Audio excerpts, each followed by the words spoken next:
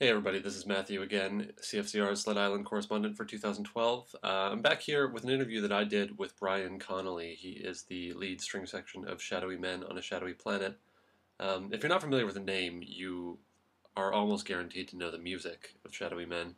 They are famously, and most famously known for recording the Kids in the Hall theme song. That's a track called Having an Average Weekend that appeared on the CBC show for its entire 5-6 season run. They've recently reformed, sadly replacing their bass player Reed Diamond, who died of cancer, with Dallas Good from the Sadies. Their appearance at Sled Island was one of only a handful that they've done since they broke up, and it's spawned by the re-release of their old catalog on Mammoth Cave Records. I talked to Brian a bit about what it's like to be touring again, what brought about the project, and how it feels to get the old band together.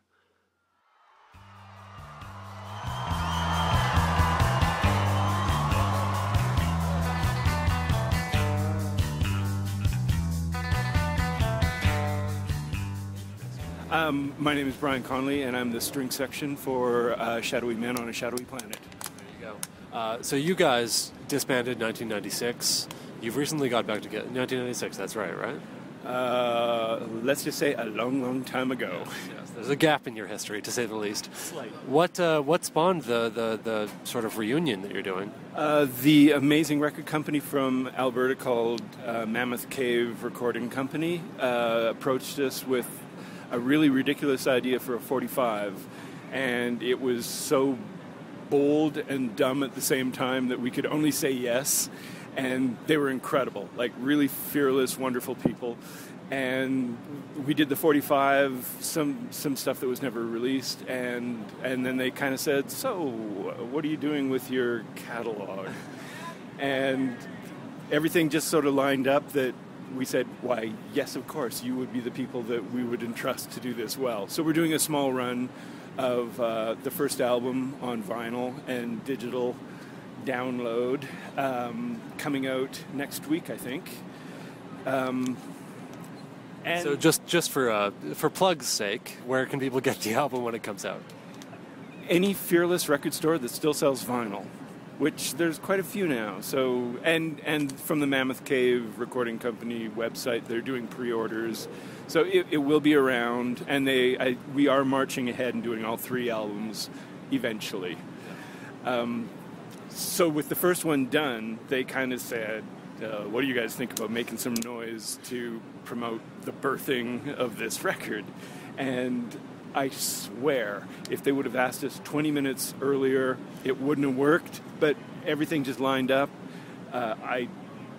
We couldn't think of a reason not to do it, which, honestly, 20 minutes before that, we would have laughed. Yeah.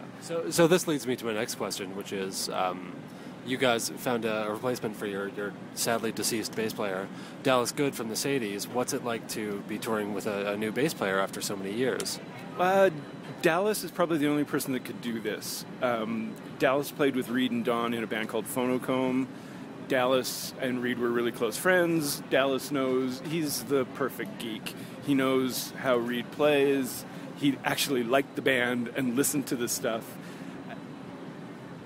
Came in really well prepared, knew what he was supposed to do, and then the icing on the cake, Reed's wife lent Dallas his Thunderbird bass, which makes all sorts of ghosty Reed noises, because it's really microphonic and crappy sounding, and it's got elements of Reed on it, but Dallas has just made the entire thing an enormous amount of fun.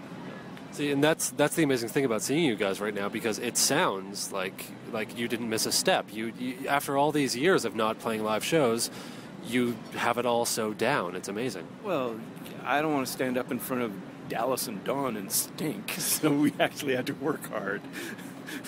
Dallas and Dawn are very harsh critics. And so Dallas I've known for 20 years, and we've never done anything. Dallas and Dawn have worked together for the last 20 years with Phonocomb and other recording projects, so it was just absolutely perfectly comfortable and natural for him to sort of walk in and start bossing us around.